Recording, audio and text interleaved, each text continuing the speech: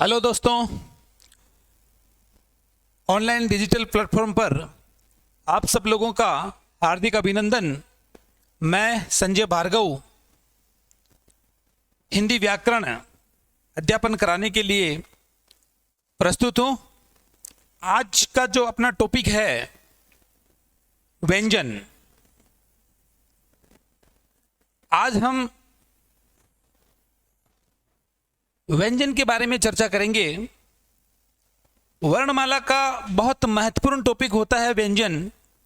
व्यंजन किसे कहते हैं, व्यंजन कितने प्रकार के होते हैं और व्यंजनों को आइडेंटिफाई किस प्रकार से करेंगे, आज हम उसके बारे में विस्तार से जानकारी प्राप्त करते हैं। व्यंजन दो शब्दों से मिलकर बना हुआ शब्द है, वी प्लस अंजन।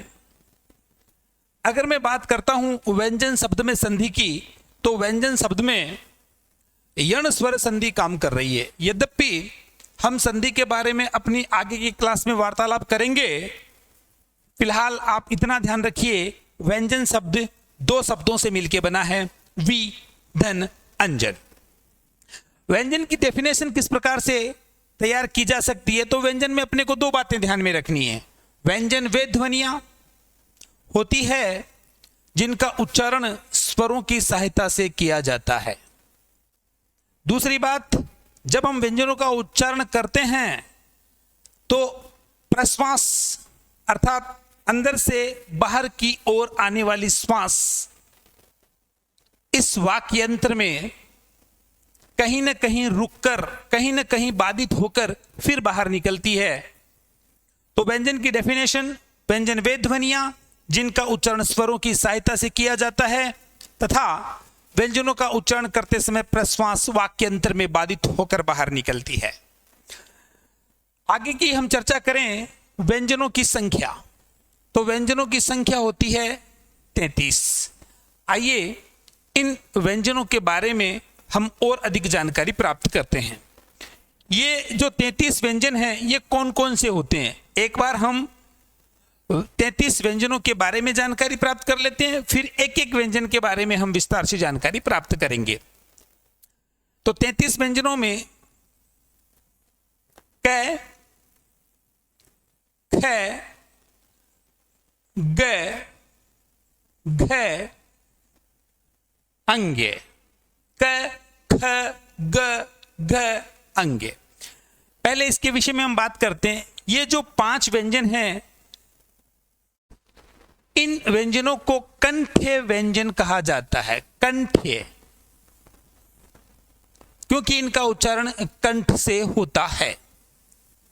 इसी प्रकार से आगे हम बात करें, च, छ, ज, झ, य, इन्हें तालव्य व्यंजन कहा जाता है क्योंकि इनका उच्चारण स्थान तालु माना जाता है। आगे की हम बात करें तो आगे की पंक्ति ट, ठ, ड, ढ, ण, इन्हें मूर्धन्य व्यंजन कहा जाता है क्योंकि इनका उच्चारण मूर्धा, वाक्यंत्र में एक स्थान है जिसे मूर्धा कहा जाता है, वहां से इसका उच्चारण होता है, इसीलिए ट, ठ, ड, ढ, ण को मूर्धन्य व्यंजन कहा जाता है। इसके बाद हम बात करें तो त, थ, द, ध, न, इन्हें दंत्य व्यंजन कहा जाता है क्योंकि इनका उच्चारण जिह्वा के अग्रभाग का स्पर्श ऊपर वाले दांतों के पीछे वाले मसूड़ों को होता है, तब किया जाता है, इसीलिए इन्हें दंत्य व्यंजन नाम दिया गया है। वापस सुन लीजिएगा, हमारी जीभ की आगे की नोक, जिह्वा का अग्रभाग ऊपर वाले दांतों के पीछे वाले जो मसूड़े हैं उनको टच करता है। आप बोल के देखिए त, थ, तो आपको खुद को प्रतीत होगा कि आपके जीभ की आगे की जो नोक है वो आपके ऊपर वाले दांतों के पीछे वाले मसूड़ों को टच करती है। उसके बाद में हम त, थ, द, ध और न का उच्चारण कर पाते हैं, इसलिए इन्हें दंत्य व्यंजन नाम दिया गया है। इसके बाद में प, फ, ब, भ, म, इन्हें ओष्ठ्य व्यंजन कहा जाता है। इन्हें ओष्ठ्य व्यंजन कहा जाता है क्योंकि इनका उच्चारण करते समय आप प्रैक्टिकल करके देखिए, इनका उच्चारण करते समय हमारे ये जो दोनों लिप हैं ये परस्पर स्पर्श करते हैं। प आप खुद देखोगे, प, फ, ब, भ, म, तो आपके दोनों लिप हैं वो टच करेंगे, उसके बाद हम प, फ, ब, भ, म का उच्चारण कर पाते हैं, इसीलिए इन्हें ओष्ठ्य व्यंजन कहा जाता है। तो क से लेके मैं तक के जो व्यंजन हैं, कुल व्यंजन हो गए 25। आप देखिएगा, क, ख, ग, घ, अंग कंठ्य, च, छ, ज, ज तालव्य, ट, ठ, ड, ढ, मूर्धन्य, त, थ, द, ध, न दंत्य और प, फ, ब, भ, म ओष्ठ्य। कैसे लेके मैं तक के जो व्यंजन हैं इन्हें वर्गीय व्यंजन भी कहा जाता है। वर्गीय व्यंजन, ध्यान रखने वाली बात है, बहुत महत्वपूर्ण प्रश्न बनता है परीक्षा के दृष्टिकोण से कि वर्गीय व्यंजनों की संख्या कितनी होती है। तो व्यंजनों की संख्या, वर्गीय व्यंजनों की संख्या 25 होती है। आप देखिए 5, 10, 15, 20, 25 कैसे लेके मैं तक के व्यंजन वर्गीय व्यंजन कहलाते हैं। एक प्रश्न हमारे दिमाग में आना चाहिए कि कैसे लेके मैं तक के व्यंजन को ही वर्गीय व्यंजन क्यों कहा जाता है। य, र, ल, व, आगे जो हम पढ़ने वाले हैं मैं के बाद में य, र, ल, व, श, श, स और है, क्या ये वर्गीय व्यंजन नहीं है? तो हाँ, ये वर्गीय व्यंजन नहीं है। सिर्फ कैसे लेके मैं तक के जो व्यंजन हैं उन्हें ही वर्गीय व्यंजन। अब इनको वर्गीय व्यंजन क्यों कहा जाता है? क्योंकि हिंदी में आप मान लीजिए कि 5 वर्ग होते हैं, और 5 वर्ग कौन कौन से होते हैं? क वर्ग, च वर्ग, ट वर्ग, त वर्ग और प वर्ग। ये 5 ही वर्ग हैं। और 5 ही क्यों हैं? इसका रीजन, जैसे मैं क वर्ग की बात करता हूं, आप यूं मानिए ये क का परिवार है, ये क का परिवार है, और इस परिवार में 5 मेंबर हैं, 5 सदस्य हैं, और इस परिवार का जो मुखिया है वो क है। अतः इस परिवार को क के परिवार के नाम से जाना जाता है। इसी प्रकार से ये च का परिवार है, इस परिवार को च का परिवार, ये ट का परिवार, ये त का परिवार और ये प का परिवार। और इन सभी परिवारों के मुखिया, क का परिवार तो क मुखिया, च का परिवार तो च मुखिया, ट का परिवार मीन्स ट मुखिया हो गया, और त का परिवार मतलब इस परिवार का मुखिया त है, और प परिवार मतलब प इस परिवार का मुखिया है। अब यहां पर हमें समझना है वर्गीय व्यंजन। तो ध्यान रखें, अगर मैं क के परिवार की बात करता हूं तो जो उच्चारण स्थान क का है वह उस परिवार के बाकी के सदस्यों का भी है, इसीलिए ये एक वर्ग क्रिएट करता है। जैसे क का उच्चारण स्थान कंठ है तो ख का भी कंठ, ग का भी कंठ, घ का भी कंठ और अंगे का भी कंठ। इसी प्रकार से यदि मैं तालव्य व्यंजनों की बात करता हूं तो च का उच्चारण स्थान तालु, तो बाकी के जो सदस्य हैं छ का उच्चारण स्थान भी तालु है, ज का उच्चारण स्थान भी तालु है, झ और ये का उच्चारण स्थान भी तालु ही माना जाएगा। इसी प्रकार से आप त वर्ग और प वर्ग इन सभी के उच्चारण स्थान को याद कर सकते हैं। लेकिन आप जब बात करोगे ये र ल व की बात करोगे, श श स और है की बात करोगे, इनमें प्रत्येक वर्ण का उच्चारण स्थान अलग अलग है, इसीलिए इनका वर्ग क्रिएट नहीं किया जा सकता। जैसे मैं बात करता हूं ये की, तो ये का उच्चारण स्थान होता है तालु, रे का होता है मूर्धा, ले का होता है दंत और वे का होता है दंतोष्ठ। इसी प्रकार से ये तालव्य श है, ये मूर्धन्य श है, ये दंत्य स है और ये काकल्य है। इसीलिए इनका वर्ग नहीं बनाया जा सकता। तो परीक्षा के दृष्टिकोण से याद रखने वाली बात है कि वर्गीय व्यंजनों की संख्या कितनी होती है, तो वर्गीय व्यंजनों की संख्या होती है 25, कैसे लेके मैं तक के व्यंजन। ये 25 व्यंजन हो गए। इसके बाद में ये रह लवे 4 29 ये हो गए और 4 33 ये हो गए, तो व्यंजनों की संख्या होती है 33। आइए इनके बारे में थोड़ा और विस्तार से बात कर लेते हैं। ये रह लवे को किस नाम से जाना जाता है, तो ये रे ले और वे को अंतस्थ व्यंजन के नाम से जाना जाता है। किस नाम से जाना जाता है? अंतस्थ व्यंजन। याद रखें, इन्हें कहा जाता है अंतस्थ व्यंजन। यह बहुत महत्वपूर्ण है। जब हम आगे यण स्वर संधि की बात करेंगे, जब संधि पढ़ेंगे और संधि में स्वर संधि और स्वर संधि के अंतर्गत जब यण स्वर संधि की बात करेंगे, तो आपको अंतस्थ व्यंजनों को अच्छे से पढ़ना पड़ेगा। अगर आपको अंतस्थ व्यंजनों के विषय में पर्याप्त जानकारी है तो कोई कारण बनता ही नहीं कि यण स्वर संधि आपको समझ में नहीं आए। तो याद रखें, यह र ल व को अंतस्थ व्यंजन कहा जाता है। यह प्रश्न कई दफा परीक्षाओं में पूछा गया है कि अंतस्थ व्यंजनों की संख्या कितनी होती है, निम्न में से अंतस्थ व्यंजन है, निम्न में से अंतस्थ व्यंजन नहीं है।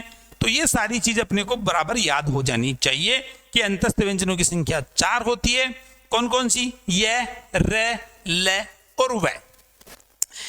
एक मैं बात आप लोगों को और बता दूं कि वास्तव में ये, रे, ले, वे का इनके निर्माण के दृष्टिकोण से, इनकी रचना के दृष्टिकोण से सही क्रम कौन सा है, तो मैं आप लोगों को बताना चाहूंगा कि ये जो है ये ई से बना है। ई जो स्वर होता है ई, इससे इसका डेवलपमेंट हुआ है, इनका निर्माण हुआ है। आप उच्चारण स्थान की बात करोगे, ई क्या है? स्वर। इसका उच्चारण स्थान तालु और ये का भी तालु होता है। इसी प्रकार से मैं वह की बात करूं तो इसका विकास ऊ से हुआ है। इसी प्रकार से मैं रे की बात करूं तो इसका विकास जो री स्वर है उससे, और अगर मैं ले की बात करूं, एक स्वर होता है संस्कृत में, हिंदी में यद्यपि ये प्रचलित नहीं है, संस्कृत में एक स्वर होता है ली और उससे ले का निर्माण हुआ है। अब आप इसका क्रम देखिए, जब हम स्वर पढ़ते हैं तो स्वर का क्या क्रम है? ए, आ, ई, उ, री, ली, ए, आई, ओ, औ। तो ये क्रम और इनसे बने हैं ये। तो अंतस्थ व्यंजनों का निर्माण के दृष्टिकोण से, रचना के दृष्टिकोण से यदि क्रम पूछा जाए, पूछा गया है, तो ये क्रम होगा ये, व, रे, ले। ये क्रम उच्चारण के आधार पर नहीं है। तो ये, रे, ले, वे, न कह के हम कहेंगे ये, व, रे, ले उच्चारण के क्रम से, निर्माण के क्रम से, रचना के क्रम से। अब बात करते हैं श, और है की। ये क्या है? इन्हें व्याकरण में, वर्णमाला में जो नाम दिया गया है वो नाम है ऊष्म व्यंजन। ऊष्म व्यंजन याद रखें, यह प्रश्न भी पूछा गया है, ऊष्म व्यंजनों की संख्या कितनी होती है? ऊष्म व्यंजनों की संख्या होती है 4। ऊष्म व्यंजनों की संख्या 4 होती है। और ये जो चार आपके सामने लिखे हुए हैं, इन्हें ऊष्म व्यंजन क्यों कहा जाता है इसके विषय में मैं आपको बता दूं। ऊष्म का मतलब होता है, ये जो शब्द हम यहां पर लिख देते हैं ऊष्म, और इसका मतलब होता है गर्म। ऊष्म शब्द से उष्मा शब्द, और उष्मा की प्रकृति कैसी होती है, गर्म। ऊष्म का मतलब होता है गर्म। तो इनका ये नामकरण क्यों, क्योंकि जब हम इनका उच्चारण करते हैं तो जो प्राणवायु है, जो प्रश्वास है, वो एक घर्षण के साथ गर्म होकर बाहर निकलती है। वो प्राणवायु अपने उच्चारण स्थान के साथ संघर्ष करती हुई बाहर निकलती है, और जब दो वस्तुओं में परस्पर घर्षण होता है, संघर्ष होता है, तो सबको पता है कि वह वस्तु गर्म हो जाती है, प्राणवायु गर्म हो जाती है, तत्पश्चात बाहर निकलती है। इसीलिए इन व्यंजनों को ऊष्म व्यंजन कहा जाता है। तो 33 व्यंजनों का हम वर्गीकरण किस प्रकार से करेंगे? ये जो 33 व्यंजन हैं, इनका वर्गीकरण किस प्रकार से करेंगे? वर्गीय व्यंजन, वर्गीय व्यंजन। और वर्गीय व्यंजनों की संख्या कितनी हो गई? 25, कैसे लेके मैं तक। इसके बाद में अंतस्थ व्यंजन, अंतस्थ व्यंजन, और अंतस्थ व्यंजनों की संख्या कितनी है? 4। इसके पश्चात ऊष्म व्यंजन, ऊष्म व्यंजन, और ऊष्म व्यंजनों की संख्या कितनी है? 4। और इन सब को आप जोड़ोगे तो व्यंजनों की कुल संख्या 33। ये वर्गीकरण परीक्षा के दृष्टिकोण से अति महत्वपूर्ण है। हमें याद होना चाहिए, कंठस्थ होना चाहिए। वर्गीय व्यंजन 25, कैसे लेके मैं तक। अंतस्थ व्यंजन 4, य, र, ल, ब। और ऊष्म व्यंजन भी 4, श, स और है। ये तो हो गई इनके वर्गीकरण की बात। आइए अब हम आगे बात करते हैं। ये जो 33 व्यंजन हैं, इनको, इनका जो वर्गीकरण है मुख्यतः किन किन आधारों पे किया जा सकता है। एक प्रश्न बहुत महत्वपूर्ण यह बनता है कि व्यंजनों के वर्गीकरण के आधार कितने हैं। तो व्यंजनों के वर्गीकरण के कुल आधार हैं 4। वर्गीकरण के आधार कितने हैं जी? 4 हैं जी। कौन कौन से हैं जी? पहला, हम इसको डिटेल से पढ़ेंगे। एक बार वर्गीकरण के आधार आप लोग नोट करना चाहो या समझना चाहो, देख लीजिएगा। पहला है उच्चारण स्थान के आधार पर। जैसे अभी हमने बात की कंठ्य, तालव्य, मूर्धन्य, दंत्य, वो सारी चीजें इसके अंतर्गत आएगी। उच्चारण स्थान के आधार पर व्यंजनों का वर्गीकरण। दूसरा जो आधार है वो है प्रयत्न के आधार पर, प्रयत्न के आधार पर।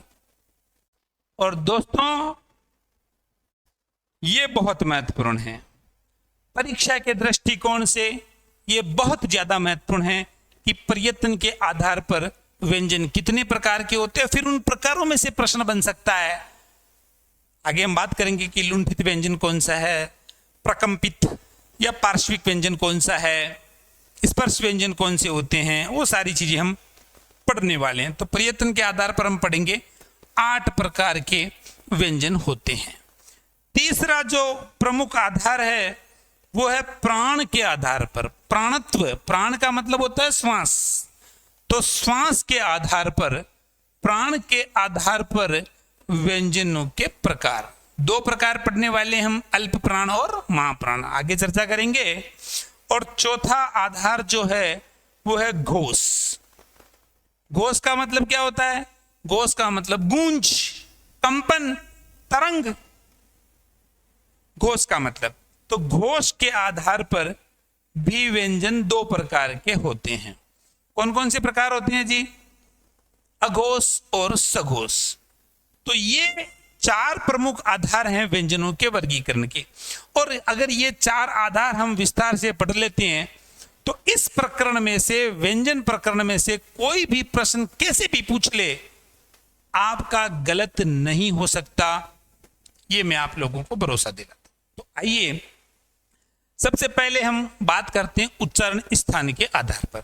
यद्यपि हम उच्चारण स्थान के आधार पर थोड़ा देख चुके हैं, फिर से देखते हैं। देखिए, क वर्ग याद कर लो, क वर्ग पूरा का पूरा। क वर्ग मतलब क वर्ग में 5 सदस्य हैं। क के परिवार में 5 सदस्य हैं। कौन कौन से? क, ख, ग, घ, अंगे। अंगे, नॉट ड़े। हम बोलते हैं क ख ग ग, ये गलत है। क ख ग ग नहीं होता है। क, ख, ग, घ, अंगे, ठीक है। और क वर्ग का पूरा जो उच्चारण है वो कंठ से होता है, इसीलिए क वर्ग को कंठ्य वर्ग कहा जाता है, कंठ्य व्यंजन कहा जाता है।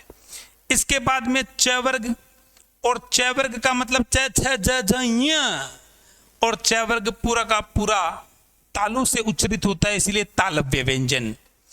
इसी प्रकार से ट वर्ग, ट वर्ग जो है उसका उच्चारण मूर्धा से, इसीलिए इन्हें मूर्धन्य व्यंजन कहा जाता है। त वर्ग, इसका उच्चारण स्थान दंत है, इसीलिए ये दंत्य व्यंजन कहलाते हैं। और फिर है प वर्ग, और प वर्ग का उच्चारण स्थान है ओष्ठ, इसीलिए इन्हें ओष्ठ्य व्यंजन कहा जाता है। ये तो हो गई वर्गीय व्यंजनों की बात। अब आप लोगों को यह भी ध्यान में रखना है, ये अंतस्थ व्यंजनों की बात करते हैं और उसमें व्यंजनों की बात करते हैं, उनके उच्चारण स्थान की बात करते हैं। ये का उच्चारण स्थान याद कर लो, तालु। संस्कृत में इनके लिए सूत्र हैं, इच्चु यशानाम तालु, तो ये का उच्चारण स्थान तालु। रे का उच्चारण स्थान मूर्धा, ये याद कर लीजिएगा अच्छे से, परीक्षा में यहां से प्रश्न आने की बहुत बड़ी संभावना रहती है। इसी प्रकार से ले का उच्चारण स्थान याद करो, दंत। मैं आप लोगों को एक बढ़िया बात और बताता हूं, ले का उच्चारण स्थान शोधकर्ताओं ने वर्तस्य माना है। ये सर, ये क्या चीज होती है? ये क्या चीज होती है? मसूड़ों को संस्कृत में वर्तस्य कहा जाता है। तो ये प्रश्न आया हुआ है आरपीसी की परीक्षा में। न, ले और से,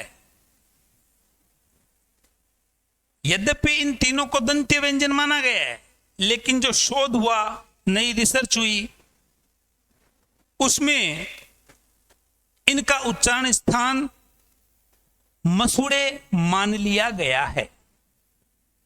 तो यदि परीक्षा में प्रश्न आ जाए कि ले का उच्चारण स्थान बताओ, ऑप्शन में दंत भी हो और वर्तस्य भी हो, तो आपको वर्तस्य लिखना है। वर्तस्य नहीं हो तो आप दंत लिख के आइए, कोई दिक्कत नहीं है। लेकिन यदि ऑप्शन में दोनों हो, दोनों विकल्प हो, तो हमें यह लिखना होगा।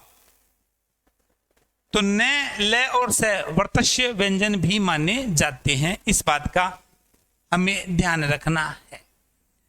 यह, रे, ले और वह का जो उच्चारण स्थान है वो दंत और ओष्ठ की सहायता से होता है। वकारस्य दंतोष्ठे, दंत और ओष्ठ। तो इसमें वह के उच्चारण में दांतों का सहयोग और होठों का सहयोग, दोनों का सहयोग लिया जाता है, इसीलिए इसको दंतोष्ठ्य व्यंजन कहा जाता है। ये याद रखना है, बहुत महत्वपूर्ण है। इसी प्रकार से अगर मैं बात करता हूं उसमें व्यंजनों की, मैं अगर बात करता हूं उसमें व्यंजनों की, तो इनका उच्चारण स्थान भी हम डिसाइड करेंगे। श, यह है तालव्य श, क्योंकि इसका उच्चारण स्थान है तालु। प्रिय विद्यार्थियों, हम इसे गांठ वाला स के नाम से जानते हैं, क्योंकि ये गांठ बन रही है ना इसके लिखते समय, लेकिन इसका उच्चारण तालु है और इसका सही नाम तालव्य है। तो ये गांठ वाला स जो हम इसको कहते हैं, अब न कहें, कहना बंद करें, इसको हम तालव्य स के रूप में जानेंगे, पढ़ेंगे, याद करेंगे और अपने व्यवहार में इसे शामिल करेंगे। इसके बाद में श, इसका उच्चारण स्थान होता है मूर्धा, इसलिए इसे हम कहेंगे मूर्धन्य श। और ये जो है स, इसका उच्चारण होता है दंत, इसलिए इसे दंत्य स। मैं बता चुका हूं, अभी हमने चर्चा की थी, ये दंत्य स है, लेकिन इसका उच्चारण स्थान नए शोध में वर्तस्य भी मान लिया गया है। तो यदि ऑप्शन में दोनों आए तो हमें वर्तस्य को प्रायोरिटी देनी है। इसी प्रकार से मैं है की बात करूं तो संस्कृत में इसका उच्चारण स्थान कंठ माना गया है, लेकिन इसका उच्चारण स्थान वर्तमान में काकल भी मानते हैं। काकल क्या चीज होती है? काकल कंठ का जो सबसे निचला हिस्सा होता है, कंठ का जो सबसे निचला भाग होता है, उसे काकल कहा जाता है। तो ध्यान देवें, ये उसमें व्यंजन और ये इनके उच्चारण स्थान। 1 मिनट।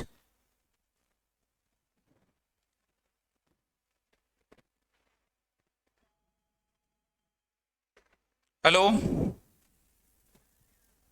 हाँ जी, हाँ 1 मिनट में, तो बाद में करूं बात, है ना।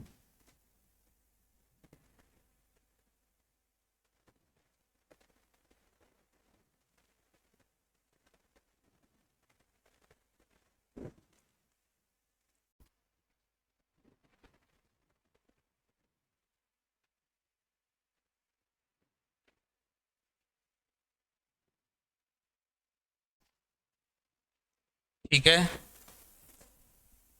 बाद में बात करेंगे। तो ये उच्चारण स्थान, तो हमने 33 व्यंजनों के उच्चारण स्थान देखे। बड़ा सरल है, इनको याद करना बहुत ज्यादा सरल है, और यहां से प्रश्न आने की प्रबल संभावना रहती। आइए इसके बाद में दूसरा जो प्रमुख आधार है उसकी चर्चा करते हैं। दूसरा हमारा आधार है प्रयत्न के आधार पर। प्रयत्न के आधार पर व्यंजनों का वर्गीकरण। 1 मिनट, हाँ ठीक है। प्रयत्न के आधार पर, तो प्रयत्न के आधार पर व्यंजनों के प्रकार होते हैं 8। अच्छे से याद कीजिएगा।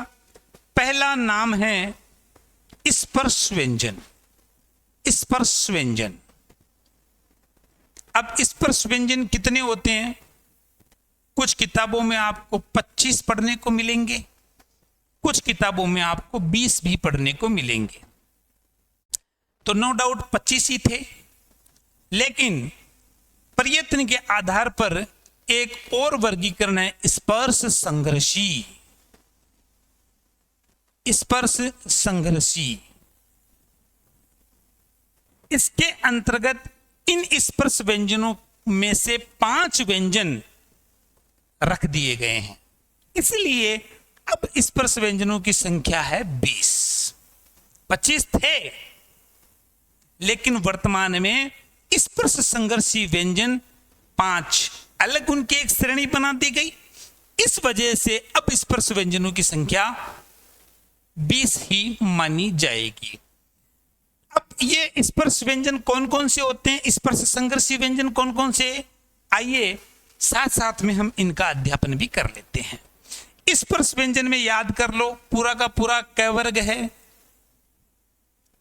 च वर्ग को छोड़ देना, पूरा का पूरा ट वर्ग है, पूरा का पूरा त वर्ग है, और पूरा का पूरा प वर्ग है।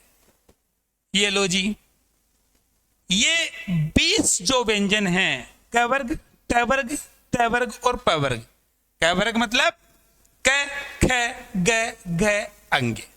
इसी प्रकार से ट वर्ग ट, ठ, ड, ढ, ण, तवर्ग त थ द ध न और पवर्ग मतलब प फ ब भ म। ये 20 व्यंजन स्पर्श व्यंजन कहे जाएंगे। स्पर्श संघर्षी के अंतर्गत जो चवर्ग है उसे शामिल किया गया है। यानी चवर्ग के जो 5 वर्ण हैं, 5 व्यंजन हैं, इन्हें स्पर्श संघर्षी। अच्छा, इनका नामकरण क्यों? तो देखिएगा, स्पर्श का मतलब होता है छूना। जब हम इन व्यंजनों का उच्चारण करते हैं तो प्रश्वास जो है वो जब अंदर से बाहर की ओर निकलती है तो वो अपने उच्चारण स्थान को स्पर्श करके बाहर निकलती है, छूकर बाहर निकलती है, इसलिए इन्हें स्पर्श व्यंजन कहा जाता है। और स्पर्श संघर्षी क्यों? क्योंकि जब हम च वर्ग का उच्चारण करते हैं, च छ ज झ ये का उच्चारण करते हैं तो स्पर्श तो होता ही है, प्रश्वास का उच्चारण स्थान के साथ स्पर्श तो होता है, लेकिन स्पर्श के साथ साथ हल्का सा संघर्ष भी होता है। संघर्ष मीन्स घर्षण, हल्का सा घर्षण भी होता है, इसीलिए इन्हें स्पर्श संघर्षी व्यंजन कहा जाता है। तीसरा जो भेद है वो है संघर्षी व्यंजन। संघर्षी व्यंजन अर्थात वे व्यंजन जो संघर्ष के साथ बाहर निकलते हैं, घर्षण के साथ बाहर निकलते हैं, गर्म होकर बाहर निकलती है, प्रश्वास गर्म होकर बाहर निकलती है, तो संघर्षी व्यंजन होते हैं 4। कौन कौन से? वही जो हमने व्यंजनों का जो प्रारंभिक वर्गीकरण हमने पढ़ा था और वहां हमने पढ़ा था उष्म व्यंजन, वो उष्म व्यंजन ही संघर्षी व्यंजन है। वहां उन्हें उष्म व्यंजन क्यों? क्योंकि जब प्रश्वास उष्म होकर बाहर निकलती है, गर्म होकर बाहर निकलती है, और इन्हें प्रयत्न के आधार पर संघर्षी व्यंजन क्यों? क्योंकि प्रश्वास को बाहर निकलने के लिए संघर्ष करना पड़ता है, घर्षण करना पड़ता है, घर्षण होता है। इस वजह से श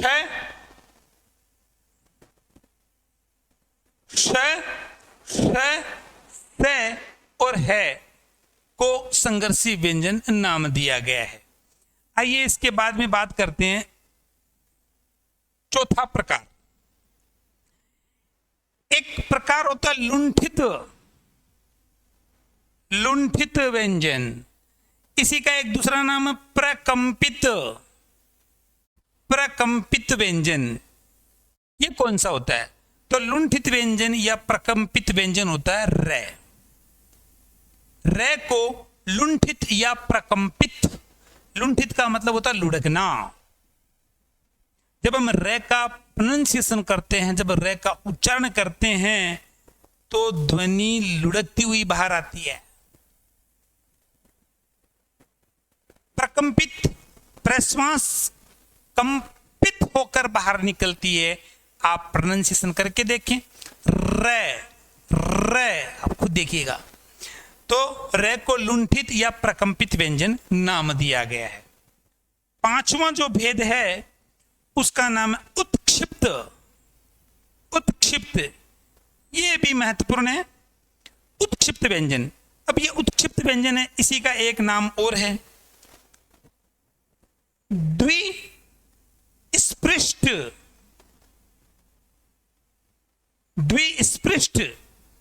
उत्क्षिप्त कह दीजिए, द्विस्पृष्ट कह दीजिए, और एक नाम और है ताड़न जात।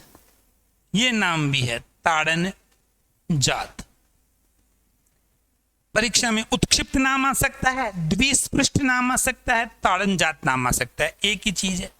और ये कौन सी होती हैं? तो ये दो होते हैं, एक होता है अड़े और एक होता है अढ़े। अड़े और अढ़े मैं आपको बता दूं, ये अड़े और अढ़े जो है ये संस्कृत भाषा में नहीं है, ये हिंदी की अपनी उपज है। ये केवल हिंदी भाषा के शब्दों के साथ ही प्रयुक्त होते हैं और इनको क्या नाम दिया गया? उत्क्षिप्त व्यंजन। उत्क्षिप्त का मतलब होता है उछलना। जब हम अड़े और अढ़े का उच्चारण करते हैं तो प्रश्वास जो है वो उछलती हुई बाहर आती है, अड़े अढ़े अड़े अढ़े, इस प्रकार से। आइए इसके बाद में 5 हो गए। छठा नासिक्य व्यंजन, मैंने आपको बताया था प्रयत्न के आधार पर 8 भेद पढ़ने वाले हैं। 5 देख चुके हैं हम, ये 5 देख चुके हैं। पहला स्पर्श व्यंजन, दूसरा स्पर्श संग्रसी, तीसरा संग्रसी, चौथा लुंठित या प्रकंपित, पांचवा उत्क्षिप्त, द्विस्पृष्ट, ताड़नजात, और छठा जो है वो है नासिक्य व्यंजन। नासिक्य व्यंजन कौन कौन से नासिक्य व्यंजन होते हैं? 5। हमने जो वर्ग पढ़े, 5 वर्ग पढ़े, क वर्ग, च वर्ग, ट वर्ग, त वर्ग और प वर्ग। प्रत्येक वर्ग की जो पंचम ध्वनि है, प्रत्येक वर्ग की जो अंतिम ध्वनि है, कौन कौन सी? क वर्ग की अंतिम ध्वनि अंग्य, च वर्ग की अंतिम ध्वनि य, ट वर्ग की अंतिम ध्वनि ण, त वर्ग की अंतिम ध्वनि न, और प वर्ग की अंतिम ध्वनि मैं। इन्हें नासिक्य व्यंजन कहा जाता है, क्योंकि जब हम इनका उच्चारण करते हैं और इनका प्रयोग जब अनुस्वार के रूप में किया जाता है तो प्रश्वास जो है, अंदर से बाहर की ओर आने वाली श्वास जो है वो नासिका द्वार से बाहर निकलती है। अगर हम इनका अनुस्वार के रूप में प्रयोग कर देते हैं और नासिका द्वार को बंद कर देते हैं तो हम इनका उच्चारण नहीं कर पाएंगे। इसीलिए इन्हें नासिक्य व्यंजन नाम दिया गया है। और इसके बाद में 7वां जो भेद है वो हमने बात की। देखो, स्पर्श हो गया, स्पर्श संग्रसी, संग्रसी, लुंठित, उत्क्षिप्त, और इसके बाद में नासिक्य। एक होता है पार्श्विक व्यंजन। पार्श्विक व्यंजन, ये कौन सा व्यंजन होता है भाई? पार्श्विक व्यंजन, पार्श्विक व्यंजन होता है ल। ल को पार्श्विक व्यंजन कहा गया है। क्यों? देखिए, इस शब्द की बात करते हैं। यह शब्द बना पार्श्व धन इक। पार्श्व का मतलब होता है पक्ष। पक्ष को अंग्रेजी में कहते हैं साइड। जब हम ल का उच्चारण करते हैं तो आपको लोगों को मैंने बताया, समझने का प्रयास कीजिएगा। ल के विषय में जब मैंने आपको बताया तो मैंने कहा था इसका उच्चारण स्थान है दंत। अब जब हम इसका उच्चारण करते हैं, होता क्या है, हमारे जीभ की जो आगे की नोक है वो ऊपर वाले दांतों के जो पीछे वाले मसूड़े हैं उनको स्पर्श करने के लिए ऊपर उठती है। और जब वो ऊपर उठती है तो अंदर से आने वाली प्रश्वास का मार्ग अवरुद्ध हो जाता है, मार्ग रुक जाता है। अब वायु को बाहर निकलने के लिए मार्ग चाहिए। ये जिह्वा खड़ी हो गई, जिह्वा की नोक खड़ी हो गई, बाहर नहीं निकल पा रही।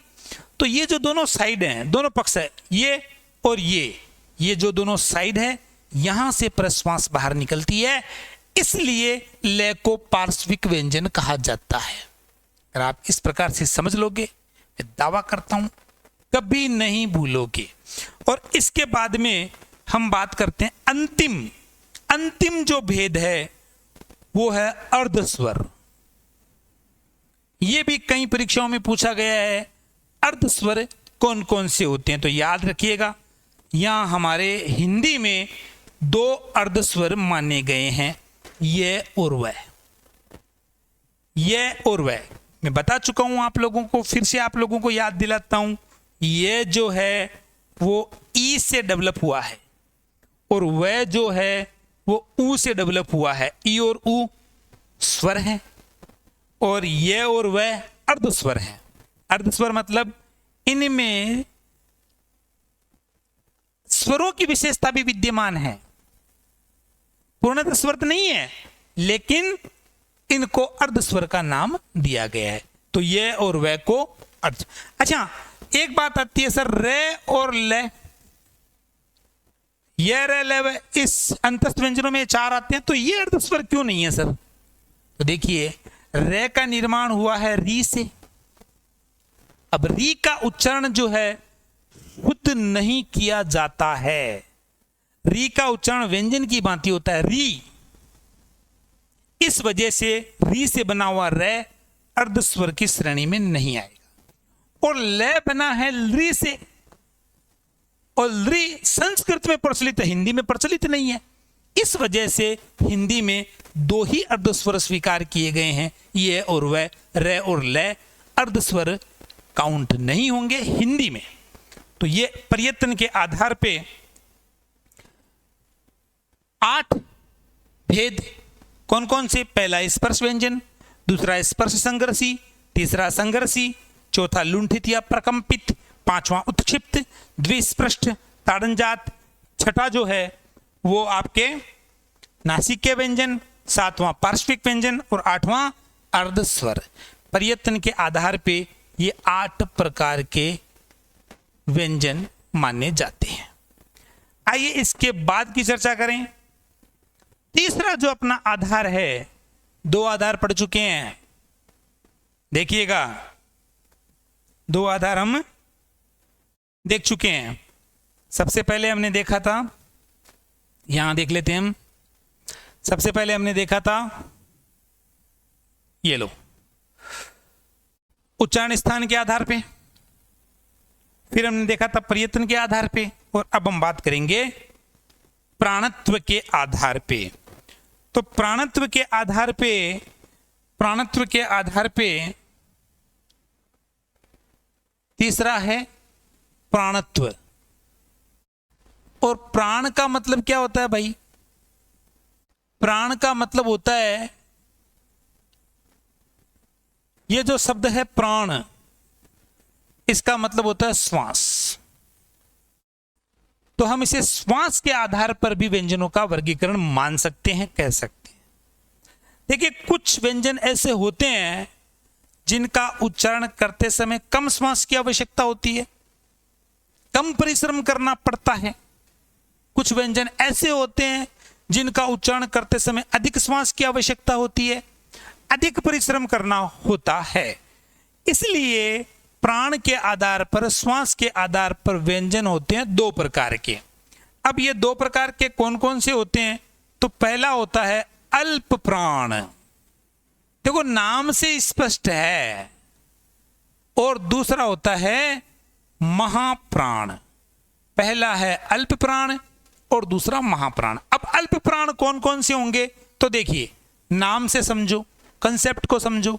अल्प यानी कम, प्राण मीन्स श्वास, प्राण का मतलब श्वास, अर्थात वे व्यंजन जिनमें कम श्वास की आवश्यकता होती है, वे व्यंजन जिनका उच्चारण करते समय कम श्वास की आवश्यकता होती है, कम परिश्रम करना पड़ता है, वे अल्प प्राण।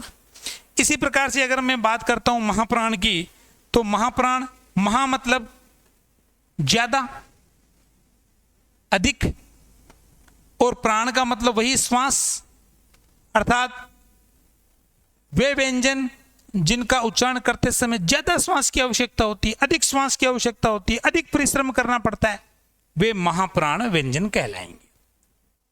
अब अल्प प्राण व्यंजन कौन कौन से होते हैं और महाप्राण व्यंजन कौन कौन से होते हैं, आइए इसके बारे में हम बात करते हैं। तो भाई सबसे पहले बात करेंगे अल्प प्राण की, जिनमें कम श्वास की आवश्यकता होती है, जिनके उच्चारण में कम श्वास की आवश्यकता होती है। तो याद कर लें,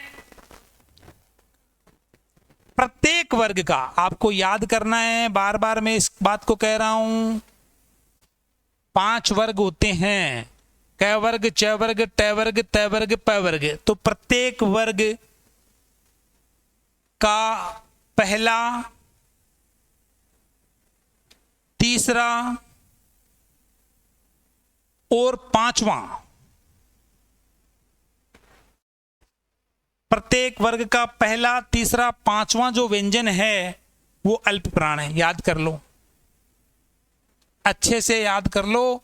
प्रत्येक वर्ग का पहला, तीसरा और 5वां व्यंजन। उदाहरण देखो, जैसे मैंने यहां लिख दिया क वर्ग, तो क पहला, क के बाद में ग तीसरा और अंगे ये 5वां। ये तीनों के तीनों जो है अल्प प्राण है, पहला, तीसरा, 5वां। याद कर लो, 1, 3, 5 विषम संख्याएं हैं। और ये तो हो गई वर्ग की बात। वर्ग के बाद में जो अंतस्थ व्यंजन है, अंतस्थ व्यंजन, अंतस्थ व्यंजन कौन कौन से? ये, रे, ले और वह, इनको भी क्या कहा गया है? इनको भी अल्प प्राण नाम दिया गया है। बस सिंपल बात है। प्रत्येक वर्ग का पहला, तीसरा, पांचवा व्यंजन और अंतस्थ व्यंजन। अंतस्थ व्यंजन कितने? 4, सारे के सारे अल्प प्राण। ये तो व्यंजन की बात हुई। अगर स्वर की बात करें, यद्यपि स्वर हम अलग से पढ़ेंगे, लेकिन स्वर की अगर बात करें तो सारे के सारे स्वर अल्प प्राण होते हैं। कितने स्वर होते हैं? 11। सारे के सारे अल्प प्राण होते हैं। और इसके बाद में अगर हम बात कर लेते हैं नंबर 2, महाप्राण व्यंजन कौन कौन से हैं? तो जो बच गए वो महाप्राण है। जो बच गए, अब क्या क्या बच गया? तो देखिए, प्रत्येक वर्ग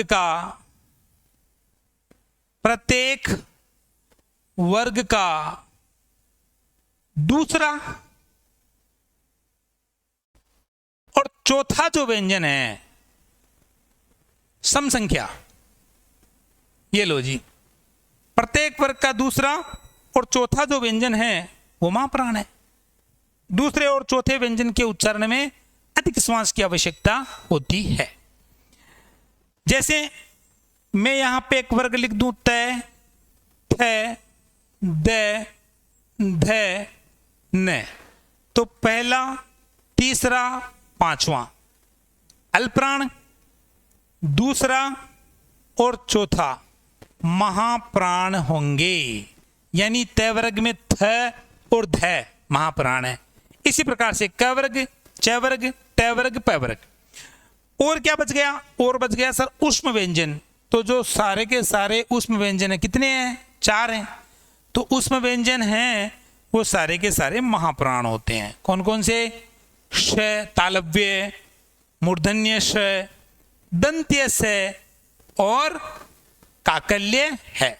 सारे के सारे महाप्राण व्यंजन होंगे। बस सिंपल है। अल्पप्राण और महाप्राण व्यंजन बहुत इजी है, महत्वपूर्ण है। इसके बाद में हम बात करते हैं अपना जो चौथा आधार है, घोष। घोष के आधार पर व्यंजनों का वर्गीकरण।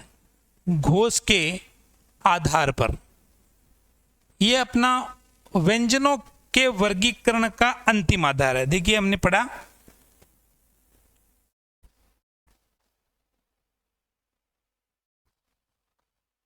ये, देखिएगा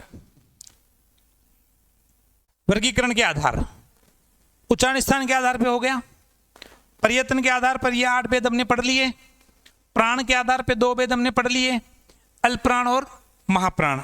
अब क्या है? घोष के आधार पर कितने प्रकार होते हैं? 2। आइए अंतिम जो आधार है उसकी चर्चा भी हम कर लेते हैं। तो भाई अंतिम आधार घोष। सर ये घोष का मतलब क्या होता है? तो भाई घोष का मतलब होता है गूंज। ये जो घोष शब्द है इसका मतलब होता है गूंज, कंपन, तरंग, झंकार। ये लो जी, कुछ व्यंजन ऐसे हैं, कुछ ध्वनियां ऐसी है जब हम उनको बोलते हैं, जब हम उनका उच्चारण करते हैं तो प्रश्वास जो है वो एक गूंज के साथ बाहर निकलती है, तरंगित होकर बाहर निकलती है, झंकृत होकर बाहर निकलती है। और कुछ ध्वनियां बड़ी शुष्क है जिनके उच्चारण में किसी प्रकार का कंपन नहीं होता, किसी प्रकार की ध्वनि तरंगित नहीं होती, झंकृत नहीं होती, गूंज उत्पन्न नहीं होती। तो इस आधार पर व्यंजनों को 2 भागों में डिवाइड किया गया है। पहला है अघोष। देखो नाम से स्पष्ट हो जाएगा, अघोष मतलब ए प्लस घोष। ए का मतलब क्या होता है? ए उपसर्ग के रूप में काम करता है और ए का प्रयोग नहीं के लिए किया जाता है, नहीं के लिए। और गूंज, घोष का मतलब गूंज, ये हमने देखा ही है। तो वे व्यंजन जिनमें गूंज नहीं है वो अघोष। वे व्यंजन जिनके उच्चारण में किसी प्रकार की गूंज उत्पन्न नहीं होती, ध्वनि तरंगित नहीं होती, कंपन नहीं होता वो अघोष है। और नंबर 2 सघोष। सघोष को घोष के नाम से भी जानते हैं और सघोष के नाम से भी जानते हैं, दोनों में से कोई भी। सघोष का मतलब क्या होता है? स का मतलब होता है साथ, और वही घोष का मतलब गूंज। जो गूंज के साथ बाहर निकलती है, जो झंकृत होकर बाहर निकलती है, जो तरंगित होकर बाहर निकलती है, वो सघोष। ये तो हो गई इनकी कंसेप्ट। अब अघोष व्यंजन कौन कौन से हैं और सघोष व्यंजन कौन कौन से हैं, आइए इसके बारे में बात करते हैं, क्योंकि प्रश्न जो है वो इनकी पहचान से संबंधित पूछ लिया जाता है। अघोष अर्थात वे व्यंजन जिनके उच्चारण में गूंज उत्पन्न नहीं होती। तो अघोष व्यंजन कौन कौन से हैं? प्रत्येक वर्ग का याद कीजिए भाई, प्रत्येक वर्ग का, वही 5 वर्ग है हमारे पास, प्रत्येक वर्ग का पहला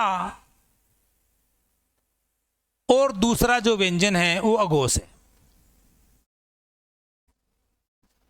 पहला और दूसरा व्यंजन अघोष। इसका मतलब ये हो गया, उदाहरण के लिए मैं यूं कहूंगा, जैसे मैंने एक वर्ग लिखा क, ख, ग, घ, अंगे, तो पहला और दूसरा। इसी प्रकार से आप च वर्ग, उसके बाद ट वर्ग, त वर्ग और प वर्ग में सुनिश्चित कर सकते हो। तो पहला और दूसरा जो व्यंजन है इसे हम अघोष कहेंगे। और कौन कौन से? प्रत्येक वर्ग का पहला और दूसरा व्यंजन। और कौन कौन से व्यंजन अघोष होते हैं? जो 3 प्रकार के श हमने पढ़े थे उसमें व्यंजनों में, संघर्षी व्यंजनों में, तालव्य श, मूर्धन्य श और दंत्य श, ये 3 प्रकार के जो श होते हैं ये भी क्या होते हैं? ये भी अघोष होते हैं। तो प्रत्येक वर्ग का पहला और दूसरा व्यंजन और 3 प्रकार के श कौन कौन से? तालव्य, मूर्धन्य, दंत्य। 1-2 बार इनको याद करेंगे, याद हो जाएगा। ये सारे के सारे अघोष हैं। फिर सघोष ध्वनियां कौन सी हुई? तो इनके बाद जो बची वो सारी सघोष ही है। तो इनके बाद क्या क्या बच गया, आइए बात करते हैं। इनके बाद में बच गया